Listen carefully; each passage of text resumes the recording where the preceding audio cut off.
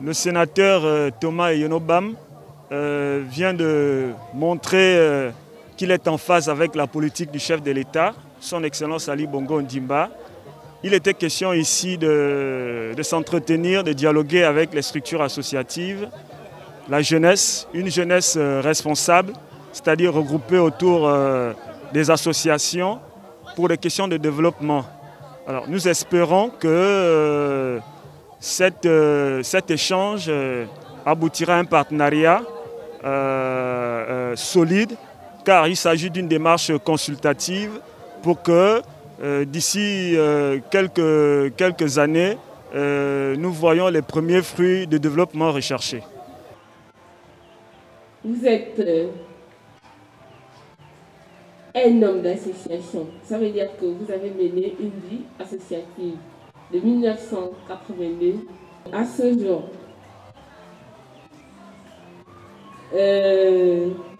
La deuxième chose, c'était l'expression consultative.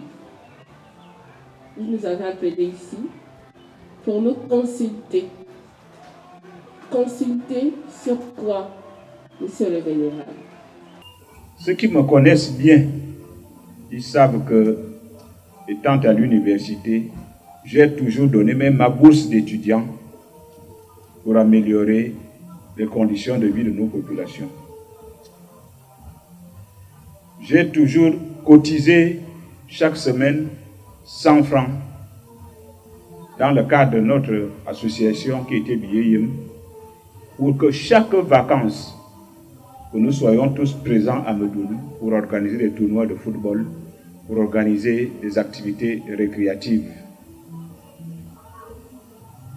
Pour ceux qui me connaissent plus récemment, j'ai toujours mis mon salaire de fin du mois à contribution pour débrousser, pour nettoyer les routes.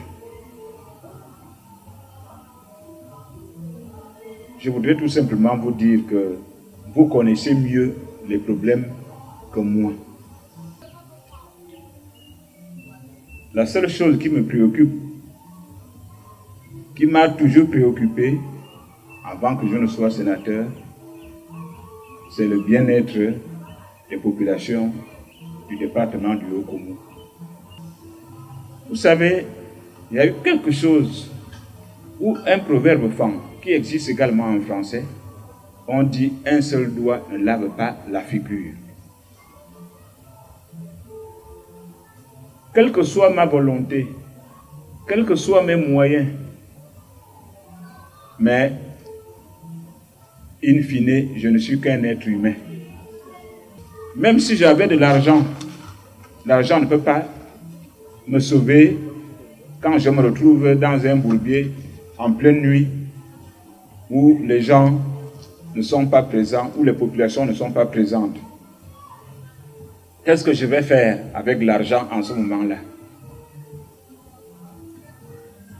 Si je suis malade et que je n'ai personne pour me transporter à l'hôpital, même si j'ai de l'argent, qu'est-ce que je vais faire avec cet argent en ce moment-là? Rien du tout.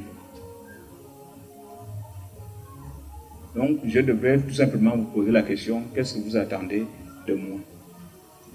Moi, si j'ai envie de poser ou de mener des actions sur le terrain, je peux passer par des associations, je peux les consulter, voilà le mot.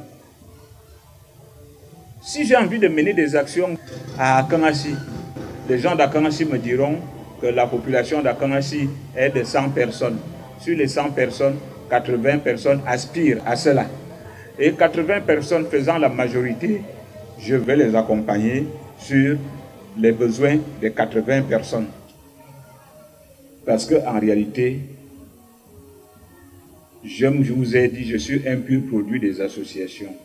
L'appel déjà a été quelque chose d'inédit parce que le plus souvent, nous sommes habitués à ce que nos hommes politiques ne soient pas très pragmatiques, très francs dans leur discours. À l'issue du discours du vénérable, nous avons compris que c'est quelqu'un qui est pragmatique, c'est quelqu'un qui veut travailler en collaboration avec des associations. Alors, moi, j'ai représenté l'association Génération des femmes dynamiques de Méduneux. Il a été clairement sorti entre nos échanges qu'il était prêt à collaborer, à consulter toute association. Et pour lui, c'est un canal de relais pour s'imprégner des difficultés des Médunois et mieux encore passer par des associations pour participer d'une manière ou d'une autre au développement des Médunois et surtout améliorer les conditions de vie des femmes que nous sommes.